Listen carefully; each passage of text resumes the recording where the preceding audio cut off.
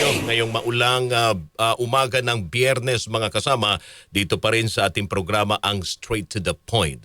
Opo, at sa puntong ito, atin namang kausapin si PCO Palace Press Officer Undersecretary Attorney Claire Castro. Kaugnay pa rin mga kasama itong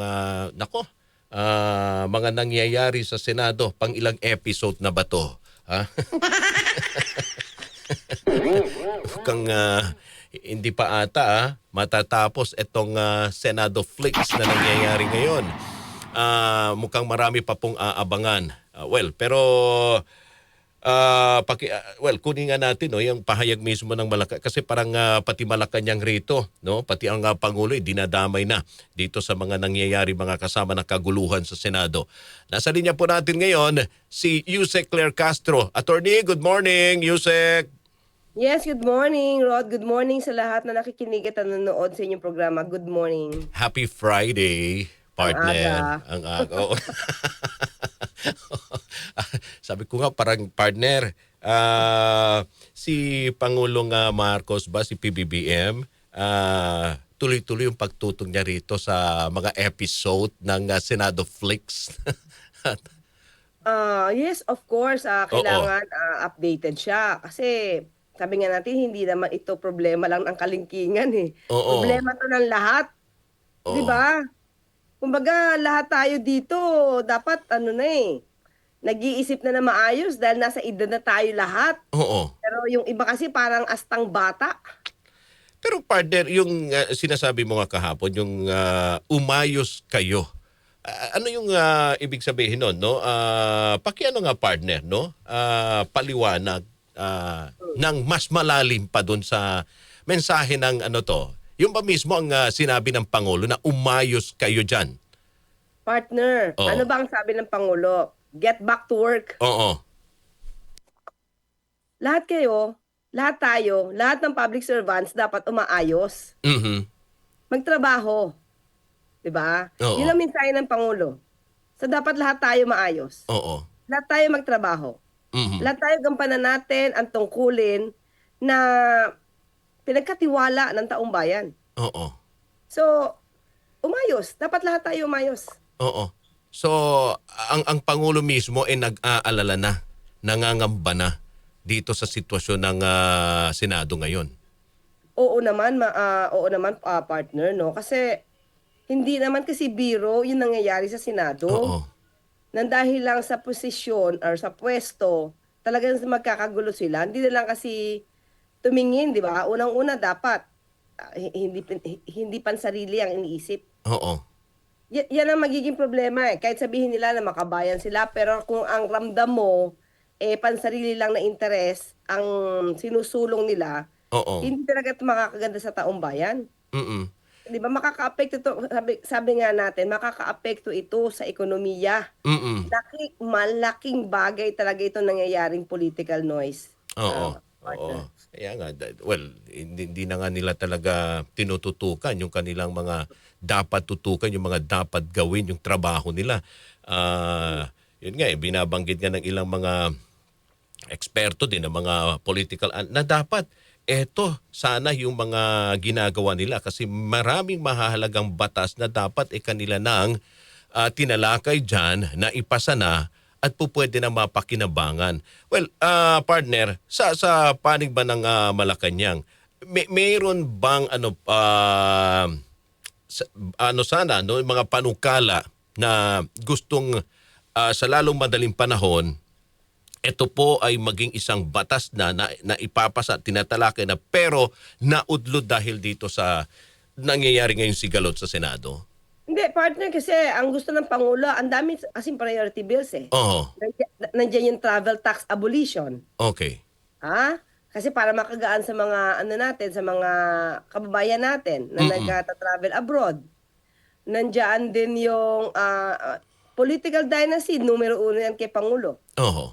So hindi namin alam kasi ang House ay umaandar ang pagbabalangkas ng anti-political dynasty bill. Mm-mm. So, ang alam ko rin may hawak dito naman ay ang sponsor dito sa Senado ay si Senator Riza. Oo. So, sa ngayon hindi natin alam yung update, pero alam ko masipag din naman si Senator Risa Ontiveros. Mm. So with this, ito nangyayari ngayon na 3 araw pa nag-absent or binoycott, no? Yung sesyon ng grupo ni Senator Alan Cayetano. Mm. So, ang laking bagay. 3 session yun, partner, Oo.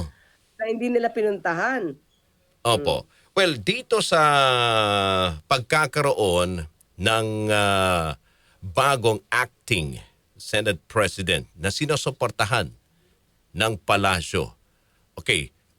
Well, tiwala na ba ang Pangulo na maibabalik na sa normal ang sitwasyon at well, matatalakay na itong mga naudlod na mga panukalang batas? Partner, ko sa tiwala, alam naman natin kung nire-recognize naman, no, Oo. ang bagong liderato. Siyempre, nandun yung tiwala. Mm. Pero hindi lang naman nag-iisang tao yung acting Senate President. Merong ilan Mhm. na hindi gumaganap sa kanilang tungkulin, 'di ba? Oho. Ah, so ang hirap mahirap sabihin na oo, tiwalang-tiwala na maaayos. Oo. Pero with that, sana maayos nila. Oo. Kasi 'pag naayos nila 'yan, do'n lang mag-start, eh. Kung ang isipin ng bawat isa sa kanila ay para sa taong bayan, mas madali magtiwala. Papaano kung sarili interes yung iisipin nila? Oo. Ibang bagay 'yon, partner. So malabo pa, partner, ang nakikita nyo rito na ito ay maayos at mabalik na sa normal ang Partner, ang oo, Senado. siyempre gusto ng Pangulo na mabalik sa normal. Pero hindi niya hawak, eh. Oho. Hindi niya hawak yung isipan Mm. ng ibang mga senador kung balak din ba nilang ayusin Mm. yung gulong nangyayari diyan, 'di ba? So siyempre ang pakiusap ng Pangulo, let's get back to work. Yun lang naman yun, eh. Mm. So maliwanag ang nais ng Pangulo, magtrabaho na kayo. Oo. Umayos na kayo diyan, Oo. 'di ba? Ito'y mariing itinanggi, partner, no, ng Malacanang, yung sinasabing, tama ba yung term, binabag-apan ang illegitimate, parang hindi lehitimong ngayon, liderato ng Senado. Actually ganito 'yan, partner, no? Oo. Yung ginawa na sesyon nung June 3, naniniwala ang palasyo, naniniwala ang Pangulo Mhm. na ang ginawang transaksyon diyan, ang ginawang sesyon ay valid. Okay. Kasi may sinusundan naman din 'tong jurisprudence, yung Avellino versus Cuenco. Mm. Siguro hindi lang naman palasyo ang nagsabi niyan. Marami ng mga eksperto, pati IBP, Integrated Bar of the Philippines, Mm. na organisasyon 'to ng mga abogado. Mm. Sila mismo naniniwala. Mm. Even yung mga former Senate President. Yes. Yun din ang kanilang opinion diyan, eh. Bakit? Kasi ginawa nila 'to Mhm. noong 2015 sa pangunguna ni Senator Franklin Drilon. At yung dalawang magkapatid, si Senator Alan at si Senator Pia, nandoon nung dineklara ng Senado na may quorum. Mm. Dahil ang kanilang recognized number base ay 17. Okay. Pero dumating 12. So dineklara nilang may quorum Mm. at nagkaroon ng transaksyon. So paano sasabihin na walang quorum? Kasi sinasabi nila ito. Ang sinasabi nila ang base ang number recognized base number ay 24. Mhm. Dahil nandiyan pa rin daw si Senator Jinggoy Estrada at si Senator Bato. Mhm. Pero partner, ang sinabi sa Avellino versus Cuenco, hindi mo bibilangin yung mga tao. Those people who are beyond Senate's coercive reach. Mhm. Kumbaga hindi basta-basta matatawag. 'Di ba? Kahit gustuhin mong tawagin, hindi mo matatawag. Oh, yun yung tinatawag na coercive reach. Matatawag mo ba? Oo. Anytime. Okay. So, kumbaga active, available, Oo. and hindi beyond Senate's coercive reach. Halimbawa, si Senator Jinggoy, okay, nandiyan dyan, nakadetain. Ikaw, partner, kaya mo bang tawagin? Kaya ba Senado ng tawag? O punta ka dito, Oo. mag-plenary session tayo. Kahit anong Kaya ba oras? nila yun? Hindi. Oo. Bakit? Hawak ng korte. Si Senator Jinggoy, nakadetain siya. Ibig sabihin, bawat kilos niyan, you have to ask the permission. Oo. You have to move, no? Ask the court to let him attend the plenary session face to face. Mm-mm. But the Senate at that time cannot do that. Oo. Cannot do that. Bakit? Hindi mo hawak ang kalayaan ni Senator Jinggoy Estrada na papuntahin sa plenary session. Yun yung masasabing hindi mo ma-reach out agad. Hindi mo Okay. siya ma-reach. Hindi mo siya makuha. How about Senator Bato de la Rosa, partner? Mhm. Puntahan mo sa bahay yan. O punta, tawagan mo, punta ka dito. Meron tayong meeting. Kayang gawin? Definitely hindi. Bakit? Nagtatago. Sige, tanong natin kay Senator Alan at papuntahin mo dito mag-meeting si Senator Bato para mo consider natin na 24 ang recognized number base. Oo. Kaya ba nilang gawin yon? Hindi.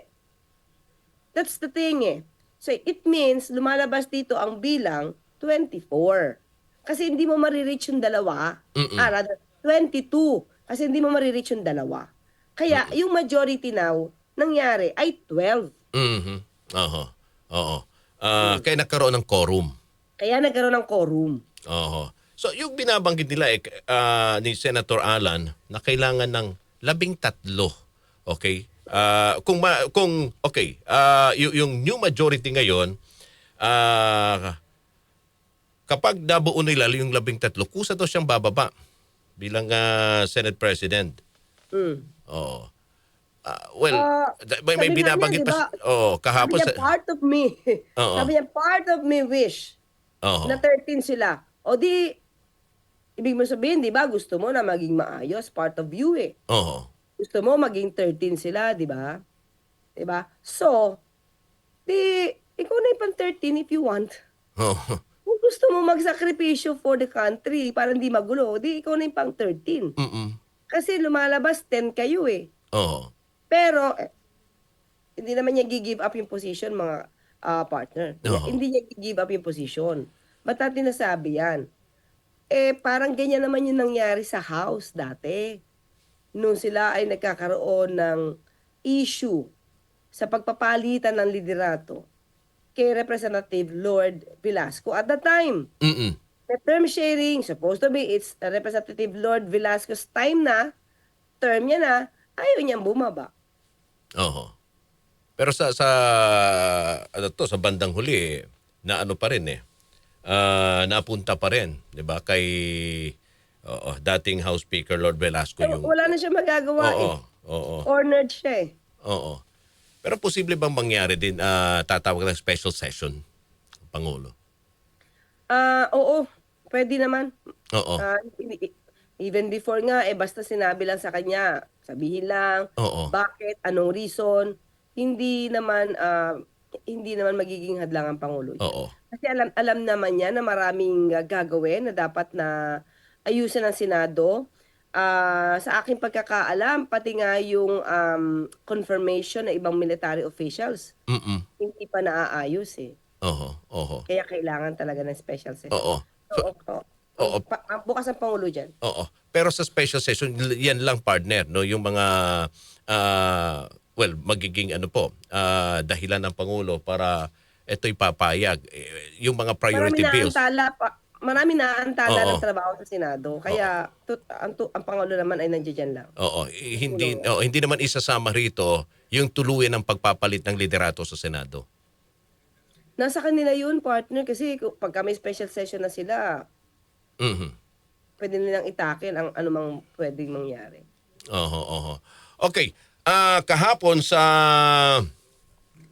partner committee hearing ng Blue Ribbon Committee na dumalo yung mga ex-Marines, dinawit ang Pangulo na sinasabi yung isang miyembro ng ex-Marines, sila mismo ang nag-deliver ng maleta. Oo. dyan sa may Ilocos, okay?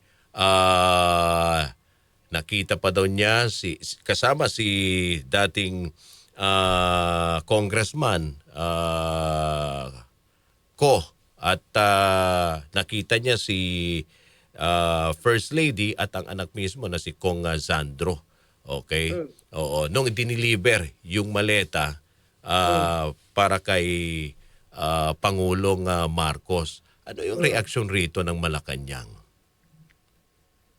Kasi, Partner, oo, unang-una, dineliver ang maleta?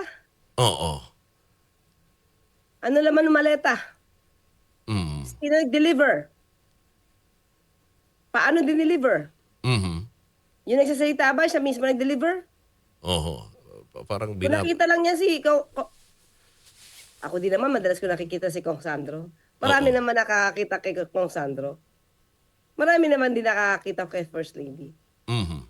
So anong meron doon? Anong halaga nung kwento niya? 'Di ba? Ikaw sige partner. Mm. Dito sa'yo. Nag-deliver na maleta. Anong aandar sa utak mo? Anong itatanong mo? Mm. Marami kang pwedeng itanong eh. Ilang maleta? Saang lugar? Hindi nga niya lang ma-distinguish eh. Kung lake, sea, river. Mhm. Parinsiyan. Di ba dapat matalas ang utak niyan? Mm. Pero hindi nila ma-describe. Oo. Bakit? Ito sinasabi lang Kasi niya. hindi naganap. Oo. Mismo si ano to ang nagtanong doon si Senator Amy. At pinaano Diba? pa nga niya describe yung area, yung ano to Oh, lugar, malapit daw sa sabi may niya lake. lake tapos Di ba? pa letter L yung bahay, parang ganun eh. Oh, Oo. so, sino pwede mag-describe diyan? Hindi ba yung iba diyan? Oo. Ito ang maging ano kayo ha, suriin niyo to ha, maging mapanuri kayo dito. Tignan niyo yung iba nagtatanong. Kapag alam na medyo palpak ang sagot, hindi ba parang ini-spoon feed pa nila yung gustong lumabas sa bibig ng Mm. ex-Marines? Lake ba yan? Sea ba yan? Alam mo yun? Mm. Yun ang tinatawag na spoon feeding. Ini-spoon feed nila yung idea para magkaroon ng idea yung sasagot. Mhm. Sa korte, mga cleaners, sa totoo, mga cleaners. Sa korte, partner, mau-objection yan. Magkakaroon ng objection. Objection, Your Honor. Coaching the witness. Yan Mhm. ang tawag dyan. Hindi pwede gano'n. Dapat, kaya sabi nga natin, kung totoong meron silang ebidensya, punta na sila sa korte, magsampa na sila ng kaso. Oo. Ang problem, kay si Senator Lacson, gustong idawit, ang problema, mali-mali ang kwento. 'Di ba? Yung tinuturong tao, as early as 2015, namatay na pala. So, paano mo mapapaniwalaan ang mga gitong klaseng kwento, tapos idadaan mo pa dyan sa Senado para lang makapanira Mhm. ng mga kalaban nyo? That's the point. Ginagamit ito para makasira sa mga taong kinakalaban nila. Oo. Well, sa tingin mo partner, may ano ba? May epekto ba itong ginagawa nilang hearing no ng Senate Blue Ribbon Committee? Ano ba yung ito ba yung kinikilala ng ano to? Yung Hindi. Senate Blue Ribbon Committee. Oo. Pero doon sa unang ginawang ano to, investigasyon na binuo mismo ng Malacanang, ang independent na may ano na may resulta na, 'di ba partner? At kinakasuhan na yung mga Yes. involved, okay? Kinakasuhan na yung mga involved. May epekto ba ito? Kasi sinasabi nila itong hearing na ginagawa, ito daw ang magpapabago. Parang ganun binabanggit na ni Senator Marcoleta. Oo. At kumbaga, ito yung totoo at magbibigay ng hustisya. Parang ganon yung sinasabi niya, itong ginagawang hearing.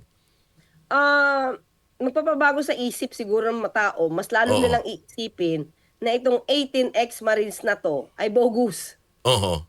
Yan, mas lalong titindi at pagtatawanan siguro yung mga statements ng mga itong 18 ex-Marines. Oo.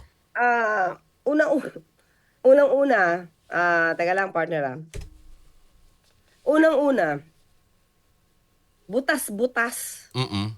yung statements nila. Hindi sila nagkakasundo. Nag-uumpugan ang kanilang mga salita. Bakit? Partner, kapag wala ka talagang kwentong totoo at ilang kayong magsasalita diyan, Mm. mag-uumpugan talaga yung mga kwento nyo. Oo. Saka ito, yung mga sinasabi nyo ngayon, yan ba yung dati yung statement? Kung yan ang importanteng statement, bakit hindi nyo pa yan nilagay sa dati yung statement? Mm. 'Di ba? The more na kayo ay kino-question, the more na nagfo-formulate kayo ng statement, kumbaga you're filling the gap. Mhm. You're filling up the gap, 'di ba? So, kung pini-fill up mo lang yung gap kasi merong tumutulig sa kwento nyo, mas lalo magwiwindang yung kwento nyo kasi nga hindi nangyayari. Sa Oo. susunod mako-question, "Oh, bakit? Itong pangalan nito nasa dati yung original affidavit. Mm. Pero ngayong itong sumunod yung affidavit, bakit nawala na yung pangalan ni ganyan?" Oo. 'Di ba? Mas lalo kayo nagiging questionable kasi paiba-iba kayo ng kwento. Gusto nyo, yung kwento nyo tutugma na doon sa mga pambabatikos ng iba. Bakit ganyan? Ba't ganon? Mm. Pinipin up lang nila eh. So, pero hindi hindi nangyayari. Kaya, iba-iba tuloy yung statement nila. Dati, nasa original statement, sa sumunod na statement, wala na yung mga pangalan ng iba. Bakit? Mm. Bakit? 'Di ba? Oo. Well, ano naman yung reaksyon ng Malacanang partner doon sa binabanggit ng NBI na di umano nakatanggap ng bayad itong mga ex-Marines para Ah, magsalita lamang? Siyempre mas Pati ang maganda. Pangulo, oo, dinawit. Siyempre mas maganda partner kung ito ay, iimbestigahan, 'di Mhm. ba? Lalo na ang sabi ay si Mike Defensor, si Mike Defensor daw ang nagbayad, pero ang pagkakadinig natin, 5 million yung alok, Oo. pero parang 350 pa lang Oo. ang nabibigay. Oo. Oo, baka magkaroon, kung totoo man 'to sana walang budol-budol. Oo. Sana totoo yung ibibigay sa inyo, hindi yung ang layo naman ng 350 sa partner, sa 5 million. Oo. Tapos Oo. hindi pa daw napupunuan. Hanggang do'n pa lang yata yung bayad. Well, basta dapat imbestigahan 'to kasi kung ang purpose nito ay to Mm. destabilize. Tapos siyempre tatawagin ngayon yung witnesses nitong si, Mike Defensor dito sa pamumuno ni, Senator Marcoleta. Ayaw naman nating pag-isipan ng Mm. masama sa Senator Marcoleta. Sana hindi, kasi nandiyan pa rin yung tiwala dapat sa mga senador. Pero hindi ba mas madaling mag-request si Mike Defensor kay Senator Marcoleta? Kasi donor niya 'to ng Mm. 30 million. So Mm. meron gano'n, 'di ba? Oo. Hmm. Oo. Dapat bang habulin, partner, o alamin kung sino ang nasa likod? Kasi kapag may ganitong usapin, siyempre magtatanong ka saan galing yung pondo? Bakit kung totoo yung ginagawang lumabas sa ginagawang investigasyon ng NBI na may nangyaring ang pagbabayad o bayaran dito sa mga ngayon kinoconsider bilang mga witness ba ng ng Blue Ribbon Committee itong mga ex-Marines? Yes, partner, malaking halaga 'yan. Oo. Kung Napatunayan. totoong Oo. totoong babayaran, Oo. ng 5 million, baka nga 350 lang, eh. Oo. Baka ano lang, pang alam mo 'yun, pang-bait lang yung 5 million, na Mhm. 'pag nandiya-diyan na kayo, hindi na kayo makakaalis sa kinaroroonan niyo kasi nag-start na kayo magsalita. Hindi natin alam kung yung buong 5 million ay pupunuin o hanggang three Mm. fifty lang. Oo. So dapat talagang alamin kung sino. Oo. Sinong behind dito? Sinong nagpopondo din? Meron bang ibang bansang kasama kayo nagpopondo dyan? O dapat alamin din yan, di ba? Oo. Alright. Anyway, partner, maraming salamat. Happy Friday. Maraming salamat, partner Rod, at sa lahat ng mga sumusubaybay sa inyong programa. Magandang umaga sa inyo lahat. Kumusta? Ayan. Ayan. Thank you. Thank you very much, partner. Thank you, thank you. Susunod na mga balita sa RMN Network News.